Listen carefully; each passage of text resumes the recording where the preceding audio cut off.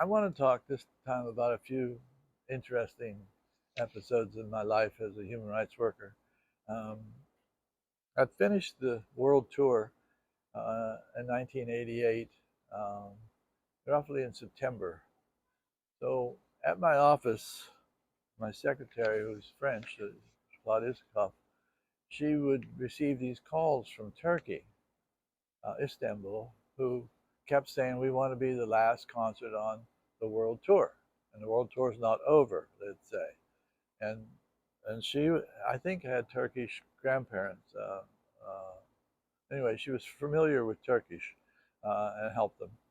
And so she would keep talking to them. I keep telling her, "Don't tell them the tour's over. The movie's being run. We gathered all the money up around the world that we needed to. It, it worked. Everything's paid for.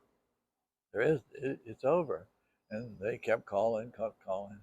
So I was in Greece, I think the year before or something like that, 6 months before in the summer, and I was supposed to go over to meet them, see what this was all about. I thought a short trip over and back would be good as a ferry in Greece. And so my plane on the way over from Greece to Istanbul blew an engine, and we returned to the airport. And I was so damn glad to get off that plane. Um, that I didn't want to get back on that. So I called them in Turkey and said, "I'm sorry, I can't come. It scared the living daylights out of me. I got to calm down for a while." So that disappeared. And then they kept calling. And then I had reason to be in Turkey for other reasons. So, and the background of this is in Amnesty, as we were planning the world tour, Bill Graham and I wanted to play the Middle East. And for whatever the reason were, the Amnesty people felt we shouldn't do that. So we agreed to that, that we shouldn't do that. And so that's the background to this. And that was in like 2 years before. So um, these calls from the Middle East, I didn't know what we were going to do. I didn't even know what was going to happen when I get there. I don't know what they meant at all. So I thought it's innocent enough. They're former political prisoners, I think, so I would go. So a year later, or 6 months later, Pharaoh and I went to Istanbul, flew into Istanbul, and was met at the airport.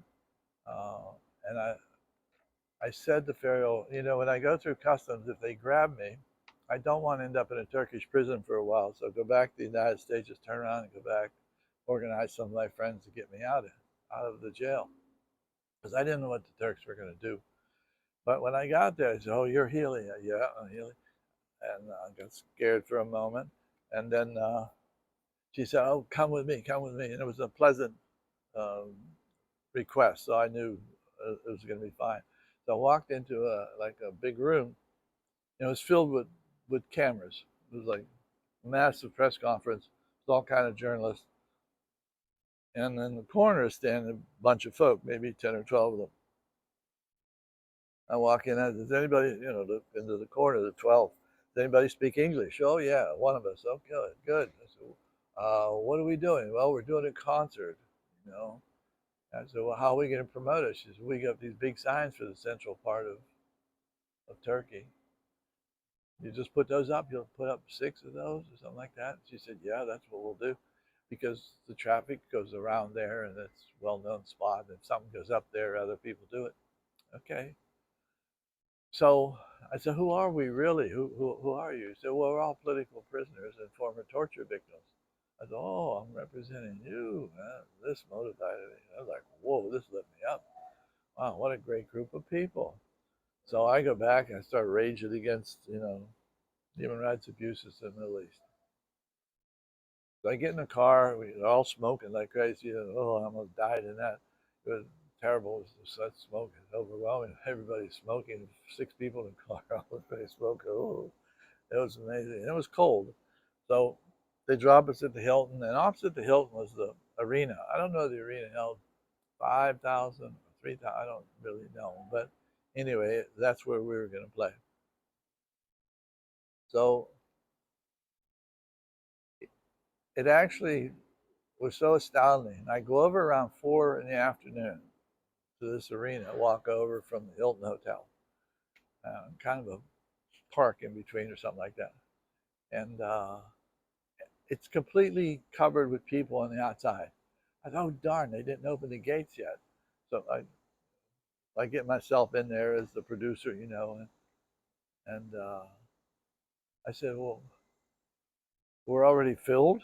The audience was already filled at 4 in the afternoon for an 8 o'clock start or a 7:30 start. I couldn't believe it. And there thousands outside. I don't know how many, but maybe a couple thousand. So I go back to my hotel and I decided we'll come back later. Come back later, and I asked for a tour right before it all started because we had an open space in the middle. And they showed me in each corner was a hanging sheet. That's all it was a white hanging sheet. And they could project up onto that sheet what the human rights tour was. So if it had Tracy Chapman or used to endure, Tracy would go on that one, used to go on that one, Springsteen would go on that one, Sting go on that one, Bruce would go on that one. It was all set up to that we were connecting with the world tour through these sheets and being projected, the movie of the world tour. So this is pretty amazing. So I asked, well, what bands are playing tonight? I finally had some English speakers there. And they said, well, they're all the bands that were banned by the military. So these are all these are illegitimate or illicit bands, but they're the only ones who are allowed to play it. And I thought that's a damn good choice. So I gave this speech in the middle of this concert, raging against the human rights abuses, of course. And I don't think anybody understood a word of it, but they all stood up cheering like crazy, like I was Superman or something. It's the only time in my life I thought, I've got a little cape on here. I'm Superman. But it was so delightful. And so they came to me and said, Jack, our tickets are all broken down. I said, well, that's too bad. Did we sell enough tickets? Oh, we're all sold out. They said, but they're dropping money off. I said, well, put out some barrels. So we put these barrels out, and literally by the end of the day, filled every one of them. By the way, it was an amazing thing. So what happened during the concert itself, aside from the talks that were mostly in Turkish, um, the they would, as they moved around the screen and have these breaks and stuff, we were able to find a way to allow a lot of the speakers who were waiting to speak from the anti-torture campaign or whatever campaign, prisoner campaign, that were still in prison. So it got into a very serious concert and real backing. The other thing we had decided in the makeup of the committee, it had to be anybody from any part of Turkey, which meant the Kurds are not well looked upon in Turkey, so we had to have some Kurds, the different peoples of Turkey. We wanted a totally integrated committee, and we did do that. They were great about that. So what happened is all the barrels were filled with money, so they gathered that all up, and on the next day, or no, that night, they said to me, "What can we do with all this money? Does this go somewhere?" I said, "Yeah. Can you set up a committee so it's an honest committee and a good one to watch the money and make sure it's spent well?